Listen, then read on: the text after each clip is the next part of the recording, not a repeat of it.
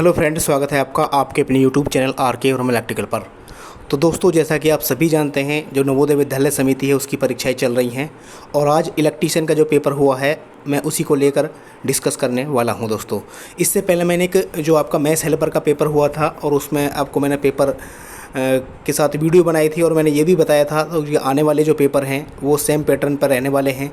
इससे आपको पता लग जाएगा किस प्रकार से क्वेश्चन पूछ रहा है और किस पैटर्न पर क्वेश्चन पूछ रहा है।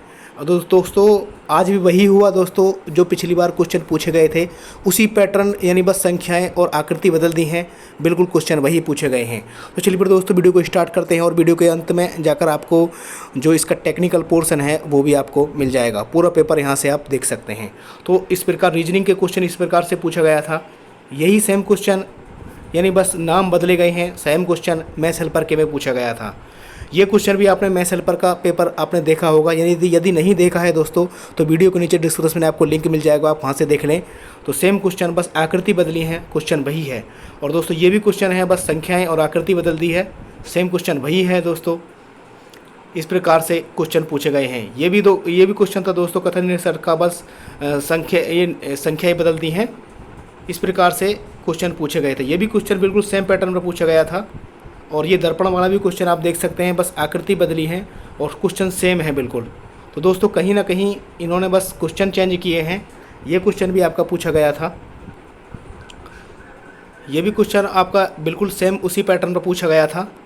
ये एक मेज के जो 6 मित्र एक मेज पर बैठे थे, पिछले पेपर मैथ्स हेल्पर के में भी आपने देखा होगा ये वाला क्वेश्चन, ये भी उसमें पूछा गया था और उसका रिलेशन के बारे में पूछा गया था।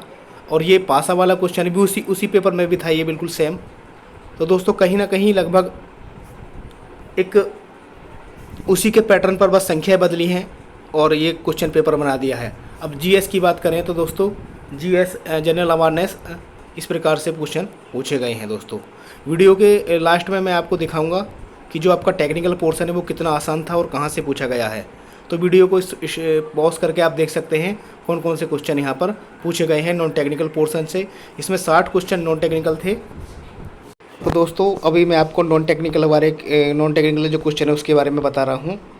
और अंग्रेजी की बात करें तो इसी प्रकार के अंग्रेजी भी क्वेश्चन उसी से पूछे गए थे दोस्तों। तो वीडियो पॉज करके आप देख सकते हैं। अभी हिंदी के आपके जो क्वेश्चन आए थे इस प्रकार से पूछे गए थे। चलिए फिर मैं जल्दी से आपको ले चलता हूँ टेक्निकल पोर्शन पर कि टेक्निकल कैसे क्वेश्चन पूछे गए थे। यदि आपका पेपर अभी एमटीएस और बाकी का होने वाला है तो यहाँ से आप देख सकते हैं। चलिए फिर दोस्तों जो विशिष्ट ज्ञान यानी सब्जेक्ट की जो नॉलेज थी उसमें किस प्रकार से क्वेश्चन पूछे गए थे। यानी पहला क्वेश्चन था आपका the critical value of surge impedance और लॉन्ग ट्रांसमिशन लाइन। यानी लॉन्ग ट्रांसमिशन लाइन की जो सर्ज वैल्यू होती है वो कितनी होती है, वो सभी को पता है। जो केबल ट्रांसमिशन लाइन की 400 ओम होती है और केबल की 50 ओम होती है। तो राइट आंसर आपका 400 ओम करना था। आगे चलते हैं दोस्तों। भूमिगत तारों के साथ इपॉक्सी रेजिन के प्रयोग द्वारा किस प्रकार की आवश्यकता नहीं होती है। अगला क्वेश्चन चलते हैं दोस्तों। द इंसुलेटर में फेल ड्यू टू, ने किस कारण इंसुलेटर आपका फेल हो जाता है। तो आपका देख रहे हैं चमकदार आवरण के कारण, लघुपथित के कारण, धूल जमने के कारण और उपरोक्त में से कोई एक कारण। यानी फ्लैश के कारण भी हो जाता है, धूल जमने के कारण भी फेल हो जाता है और ये आपका शॉर्ट सर्किट के कारण भी। तो दोस्तों यहाँ पर देख उपरोक्त में से कोई एक कारण इसमें हो सकता है। और एक 64वां जो क्वेश्चन है, केबल का इंसुलेशन प्रतिरोध घटता है, किस प्रकार इसका घटता है।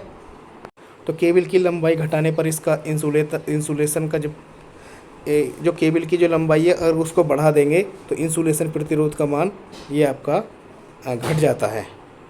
आगे चलते हैं। किस ट्रांसफार्मर में निम्नलिखित में से क्या परिवर्तन नहीं होता। तो फ्रीक्वेंसी आपकी परिवर्तन नहीं होती है दोस्तों ट्रांसफार्मर में, इस प्रकार से क्वेश्चन पूछा गया था। और दोस्तों आगे चलते हैं। ऊपर उठे हुए भंडारण जलाशय में हवा के प्रसार के क्या लगाया जाता है। What is the provide the elevated storage reservoir of the circulation of the air. तो क्या लगाया जाता है दोस्तों।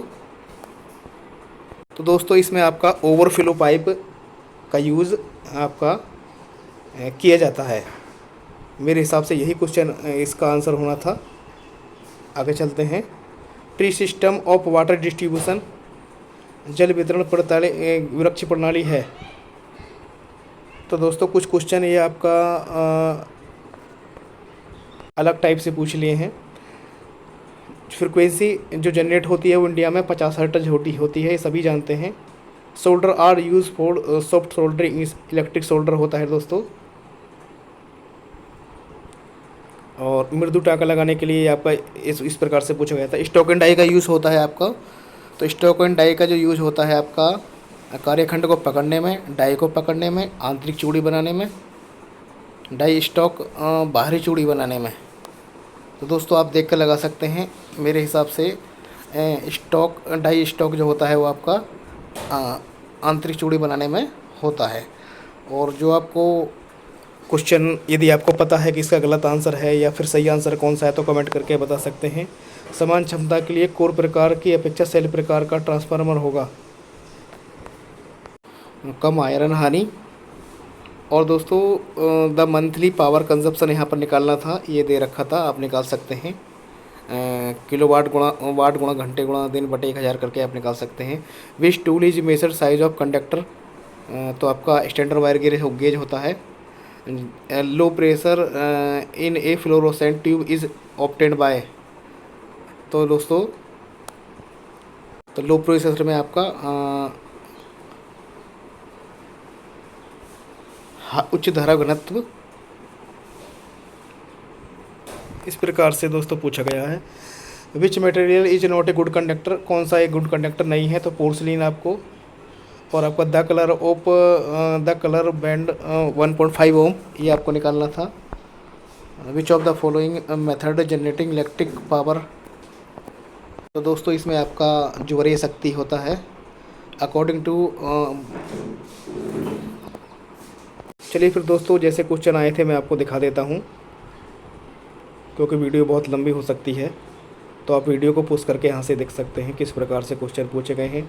कोई मतलब इस पेपर को इजी टू मॉडरेट कहा जा सकता है, क्योंकि इसमें कुछ क्वेश्चन अलग से डाल दिए गए हैं। बाकी क्वेश्चन बिल्कुल नॉर्मल हैं दोस्तों, ज़्यादा हार्ड क्वेश्चन नहीं पूछे हैं। तो वीडियो को पॉज करके आप देख सकते हैं और लगा के मुझे बता सकते हैं कि आप यदि पेपर में बैठते हो तो आप कितने क्वेश्चन वहाँ पर सॉल्व कर सकते थे। तो इस प्रकार से दोस्तों क्वेश्चन पूछे गए हैं।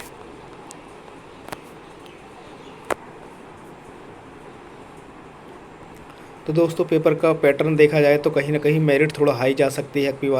पिछली बार मेरिट थोड़ा कम गई थी, तो अब की बार थोड़ा हाई जाने की संभावना है, क्योंकि पेपर इतना हार्ड नहीं है। जिसने पढ़ाई की है उसके लिए ज़्यादा कोई बड़ा पेपर है नहीं। तो दोस्तों ये थी कि कुछ इंपॉर्टेंट इन्फॉर्मेशन। उम्मीद करता हूँ वीडियो आपको अच्छी लगेगी। तो प्लीज़ वीडियो को ज़्यादा लाइक और शेयर करें। चैनल पर नहीं तो प्लीज़ चैनल को सब्सक्राइब कर लें। Thank you for watching this video.